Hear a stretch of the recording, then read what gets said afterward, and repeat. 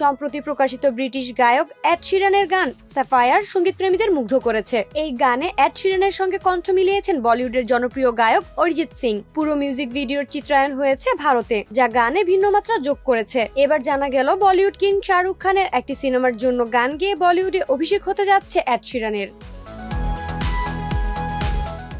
গত এক বছরে ভারতে এড শিরানের জনপ্রিয়তা বেড়েছে কয়েক গুণ। নিয়মিত ভারত সফরের পাশাপাশি দেশ জুড়ে একাধিক কনসার্টে অংশ নিতে দেখা গেছে তাকে। এবার সেই জনপ্রিয়তা ছাড়িয়ে বলিউড সিনেমায় কণ্ঠ দেওয়ার দিকেই এগোচ্ছেন তিনি। সম্প্রতি ইনস্টাগ্রামে একটি ফ্যান পেজ সাফায়ারের বিহাইন্ড দ্য সিন একটি ক্লিপ শেয়ার করে, যেখানে দেখা যায় এড শিরান পাঞ্জাবি ভাষায় গানের কিছু অংশ রেকর্ড করছেন। একই সঙ্গে তিনি হিন্দি গান গাওয়ার কথা বলেন। এই ভিডিও দেখে একজন ভক্ত লিখেন, এডের গলায় পুরো পাঞ্জাবি গানটি শোনার জন্য তর সইছে না।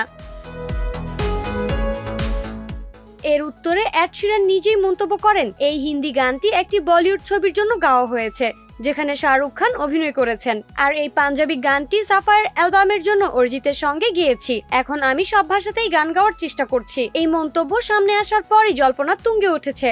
শাহরুখ খানের নতুন ছবি কিং এ গলা মিলিয়েছেন এড শিরান। ছবিটি পরিচালনা করছেন সিদ্ধার্থ আনন্দ। এতে প্রথমবার বড় পর্দায় শাহরুখ খানের সঙ্গে জুটি বাঁধতে চলেছেন তার কন্যা সুহানা খান।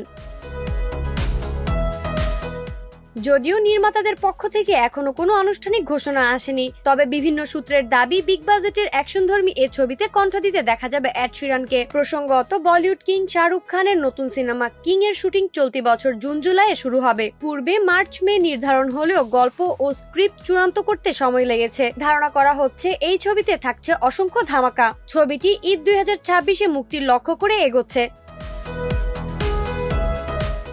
নাইমি জান্নাত ব্যাপ্তি, শোবিজ 24, ঢাকা।